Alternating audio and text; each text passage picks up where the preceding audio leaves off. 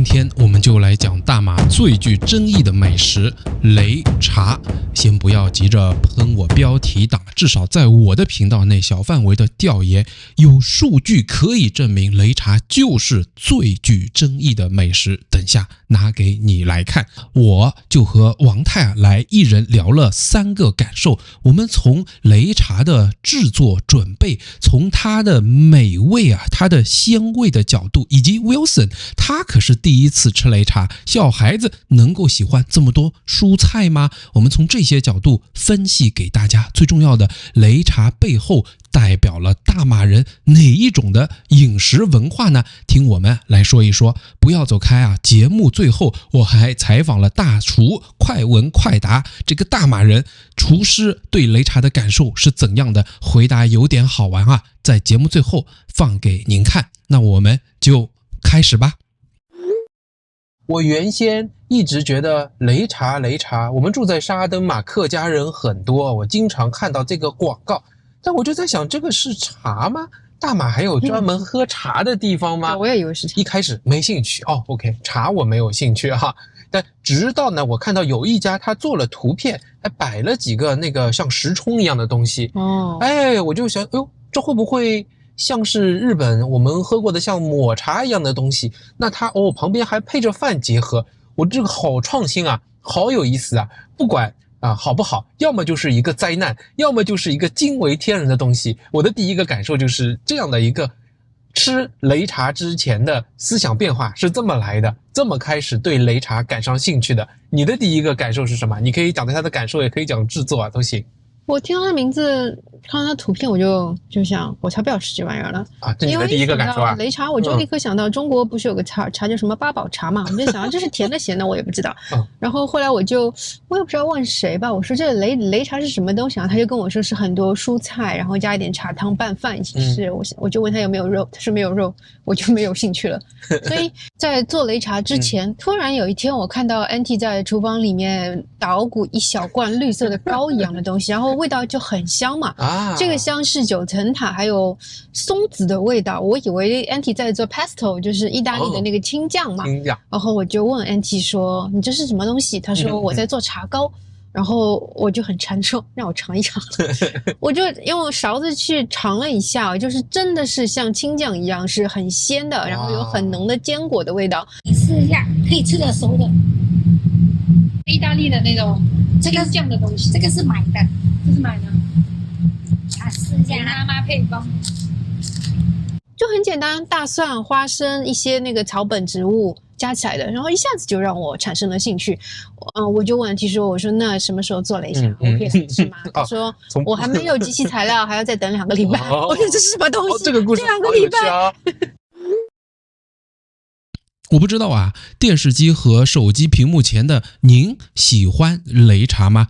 赶紧来告诉我。大厨的妈妈，我们的合伙人妈妈呀，为了满足我们的这份好奇给我们做过2次擂茶。哇，没想到他们都很惊艳啊！大厨自己都说，你看妈妈有20多年没有做给我吃了，我们自己也很惊艳。可是很奇怪的事情就发生了，在店里帮忙的阿 boy 听说今天员工餐吃擂茶都避之唯恐不及说算了，那我们自己出去吃其他了。2次都是这样。我身边也有大马观众并不喜欢擂茶，这就让我感到很有趣了。于是我就开始在社区做一个调研。我说来，凭直觉，你对擂茶的感受是很喜欢、一般喜欢、有点不喜欢，还是很不喜欢？4个等级。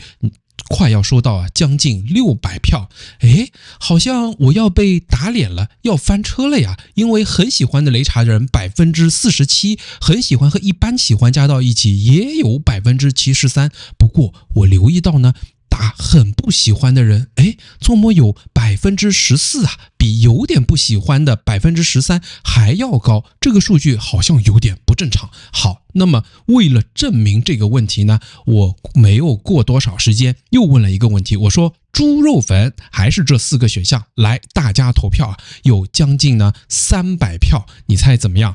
很喜欢的人呢，并没有提升很多，甚至于是只有44%。很喜欢和一般喜欢加到一起，就有明显的提升了91%，就是中间态度的人提升了。最有趣的是，很不喜欢的人果然明显的下降啊，只有占到2%，也就是只有擂茶的1/7的人表达了很不喜欢。大家对他的喜爱程度都普遍的挪到了往上一层。那么一不做二不休，又在前几天我把大马的国民美食 Nasi Lemak 拿出来开刀，真的要好好比较一番。果然国民美食不让人失望，很喜欢和一般喜欢的人加到一起高达97%，比猪肉粉还是要明显的高上一点。最有趣的是，很不喜欢的人只有1%。那么我们即便把有点不喜欢和很不喜欢的人摆到一起，这时候就能够看出问题了。你知道吗？猪肉粉比起擂茶呢，只有1/3的人变得很不喜欢，而 Nasi Lemak 和猪肉粉比，又只有1/3的人表达很不喜欢和一般不喜欢。那么在不喜欢的人里面， Nasi Lemak 和擂茶比只有1/9，也就是10个里面差不多才1个人会是有这种不喜欢的反应。所以擂茶是受欢迎的程度明显的偏低，不受欢迎的程度明显的偏高，并且很喜欢和很不喜欢的人这个差距标准差也非常大。你看它是否就是最具争议的美食？等一下，第二个感受就请王太来讲一讲这个制作。你看，从材料收集、制作，到呈现都是非常不容易的。好，我们讲我的第二个感受其实也就进化到在吃的过程中，我也是被一惊了。我记得第一次来的时候，安娣已经做好了嘛，第二次又是你拍的，但这2次我每次看到都很惊讶。首先，它的东西之多，有点像在中国你看到云南那种过桥米线的感觉，一大盆，或者是在日本吃真正的和食，像那种怀石料理这样它一小碟一小碟有这么多东西，而且每样都看得出来是精心准备的。从它的找这个材料，但具体还是请你来讲，到它的切配，到它呈现出那个颜色，和它马上就带来每一种都不一样的香气，最后你把它放到一起，哇，这个呈现就是很漂亮的，就每一样东西和谐的放到一起，每人占据一小个空间。这个是咸菜，这个是长豆炒豆腐干，哎呦，这个是上海青，在等那个茶汤浇下去的时候，我拍过慢动作，哇，我觉得这个真的是太美了。饭在我的印象里都是干吃的，甚至于要爆炒的。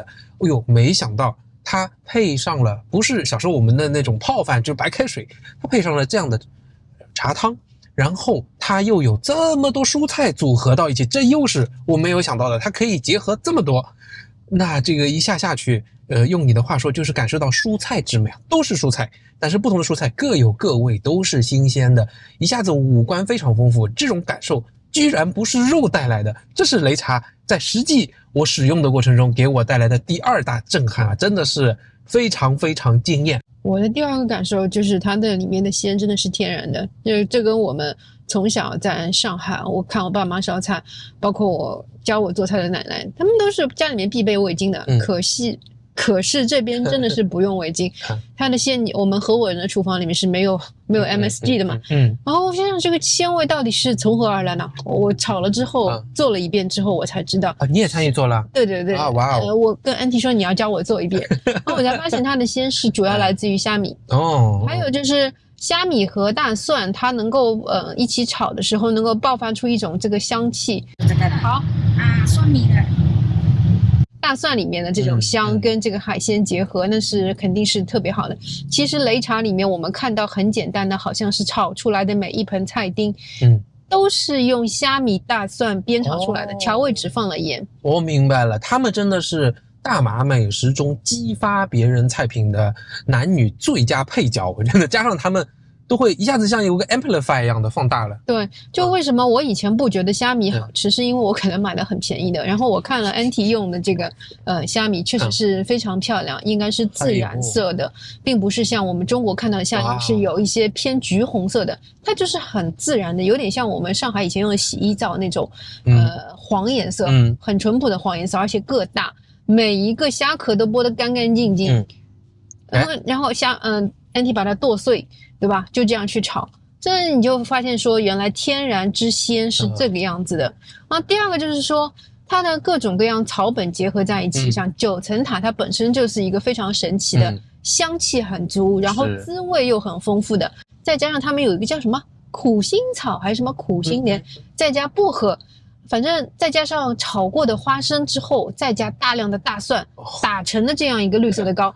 然后这个 Anty 很搞笑，他说那个他的茶汤好吃的秘诀，我现在知道了，就是要买3种不同的茶糕，不是买，他自己做一种，在市面上买2种。然后他说这样的风险就比较小，要掺一掺。我就问 Anty， 我说那你这3种东西的比例是什么？他说没有比例，随心就好。嘎。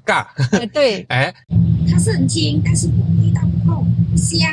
它为什么做完不会变色哦？还是这么碧碧绿？就像日本抹茶哦。这个是不是这个味道比较香？自己做的，真的是自己做真材实料。是你自己种的吗？对，自己种的。这个是买的，因为我那时没有嘛，我就去买哦，所以要来掺。为什么还这个第3种吗？这个是上次买的，还有这个好硬。哇塞，林妈妈秘方3种。这个就讲到这些材料的收集，因为我知道 Anty 大家都明白啊，他对材料选自哪里，他的品质要求非常高。王太是在后厨自己参与跟他学习的，你能说说看他那些东西大概都是怎么收集过来，有些什么故事吧？就首先那个茶糕是很难收集的嘛，像他自己做的茶糕的里面的大部分的草料都是他自己家里面的，在利明达老家自己种的，所以这个是一定要放心的。那么至于他买的另外两种茶糕，都是他在利明达认准的店家用了很多年的，然后这个对吧？限定。因为反正一定要是利明达的，凡事都是利明达好。接下来这个大蒜也有讲究，他就嫌弃啊，他说那个大厨用了这个大蒜不如它的美。然后我心想大蒜有什么好美不美的？拿过来给我看，我真的是服了。就我自己也是买的大蒜，我都是买便宜的嘛，基本上白色就可以。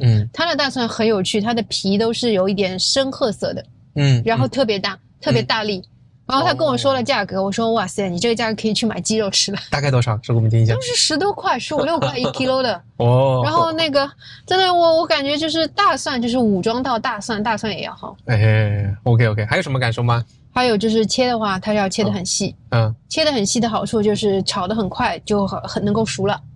所以他挑那种，你看它大，说明它也是长得有可能我们说它的这种香气的 density 很高，然后又把它剁得很细，就是方方面面都在想最佳程度的去激发每一样东西本来的属于它自己具有独特特色的那种香气、香味，是我也觉得鲜味啊。非常神奇，因为它那个炒蔬菜时间很短嘛，所以它的蔬菜的颜色都保持得非常的好，这有点像西餐里面叫blanching， 反正就是这个 process， 因为有盐跟油的滋润水分，很快的这样一个焯的一个过程，就让那个蔬菜保持原先碧绿的颜色，所以这种绿是自然的绿。我回想自己家里面炒空心菜，总是炒到后面变黑嘛，它不会哦，因为我们每次吃里面它都会有空心菜切丁的这一味嘛，炒完还是碧绿的。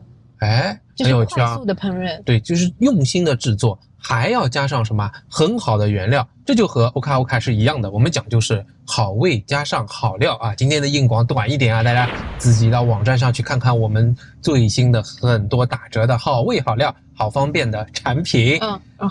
还有它的那个鲜味来源是什么？每一次 Anty 都要讲的，就是它的就是属于说抹茶的灵魂，对吧？是菜谱。你知道什么是菜谱吗？菜谱就有点像那个萝卜干那样的东西，对，是吧？他们这个萝卜干也不是说买来然后就可以直接放进去的，也是要炒的哦。先是洗干净，然后切成很碎的丁，然后用这个这个热油去炒。这个菜谱还要分2种，外面有甜的跟咸的。安迪说要买2种回来2餐，掺了之后呢，炒了要尝，尝了这个味道不对呢，还要再加糖调味。所以这个菜谱是最后是在擂茶当中是先上加鲜的这个点睛之笔。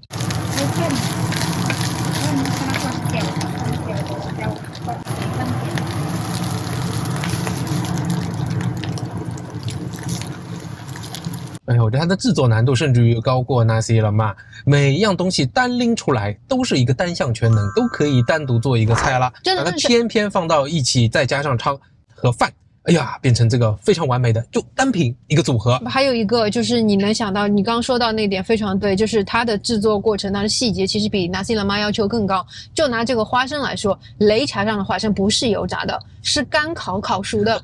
你要想想看，在平底锅上，我们要不停的一直翻炒，带着皮的那个烤完之后，还要用手把这个花生皮搓掉，你知道吗？难怪啊，他们小时候1年也就只能吃上1、2次。对。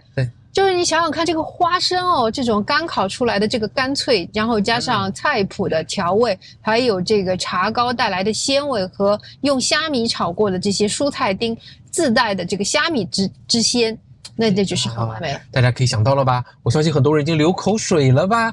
讲到制作啊，我们就停不下来。又忘了，你还记得吗？那天的灵魂吃了一半，突然间想起来的烤菜，对，盐水，那个放在里边，香菜。好，那么我来讲我的第3个感受啊，让王太爷想一想。我第3个感受就是，哎呀，这么好的东西，可是我身边有好多人都说，哎呦，擂茶我不要，我不爱吃的啊，蔬菜啊，sorry， 有些helper 过来 ，auntie 明明好不容易做的，你看大厨以前小时候1年只能吃上1、2次，看到说啊，今天吃这个啊，不吃了。诶，怎么会是有这么大的反差？这也应和了我们今天的主题叫什么？就说最具争议的大马美食。我当时看到以后，哎呀，我觉得除了擂茶流派之多，有些人喜欢，有些人不喜欢，还有一个很重要的原因，就因为第2点制作这么难，所以呢，第3点很难在外面。你想。这些都要现做，都要那么多精心的准备，不上量的一个小的地方，它很可能就拿着不新鲜的，或者准备不那么全、不那么周到、不那么认真制作的东西，所以大家就会觉得擂茶，哎呀，不好吃的就不要吃了，太难了，它像 omakase 一样啊。所以这是我的一个猜测啊，它有这么多人不喜欢，真的还挺冤枉的。作为这样一个美食，哎。老太，你的第3个感受是什么？或你是否认同我刚讲的这些啊？Kind of，我觉得想到以前蔡澜写书里面，他就讲到说他自己不爱吃鲍鱼，很长一段时间是十几年不吃鲍鱼，但是有一次在这个东京还是什么京都吃到了鲍鱼刺身之后，他完全改观了。他觉得说自己怎么10几年没有吃鲍鱼，太可惜了。然后他去回想自己，是因为他吃的第1口鲍鱼是在香港吃到的特别便宜的，带着腥味的，不新鲜的。从此以后，他就一直以为鲍鱼是很难吃的。所以我想，是不是这边很多人他们也许吃到的第1口这个擂茶是不是那么好吃的，不是自己家里做的，印象太深刻了，从此就是有这个定见了。对，被锚定住了。哎呀，这个不好吃。对，其实它的制作啊。太难啦，他的要求太高啦，对吧？有机会啊，到我们大厨这里不过他也不会做给你啊，没有机会，没机会，没有机会，不会做给你吃的，对，太难了。擂茶真的是一个最具争议的大马美食，你还知道一些什么？你觉得哇，这东西真的是太好吃了，太惊为天人了，可惜别人不懂不理解，也来在评论区分享一下，我们来讨论一下。对，我觉得真的是吃了大厨妈妈给我们做的2次，我都充满了感恩。特别对 Wilson 来说的话，他的第1口擂茶就是这么美的，然后他留下了一个美好的回忆。他不那么爱蔬菜的人啊，是吧？他说好吃，全1盆了。怎么样？你的感觉怎么样？第1次吃？哎，你放菜，这个萝卜干好吃吗？萝卜干还没放，跟泡饭一样。哎，我也觉得跟上海的泡饭很像哎。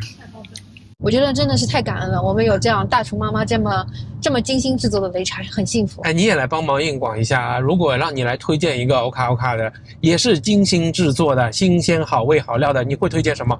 三文鱼啊，这是我们最新的产品。我们用的是刺身级别的，自己现开的最好的鱼区的三文鱼啊，给大家欢迎大家来看一下啊，在这里。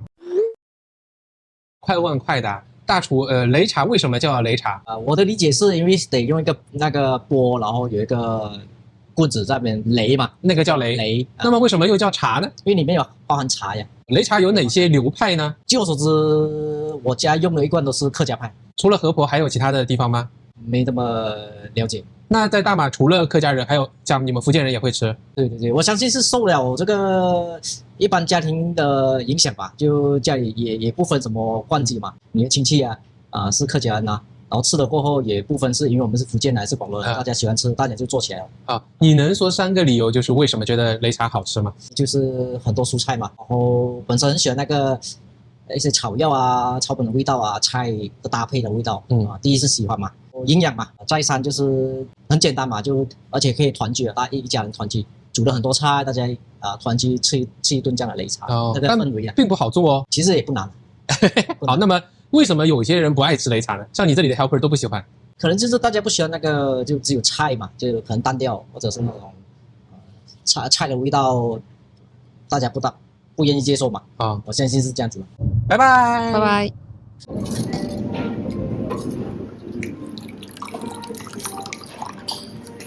没有。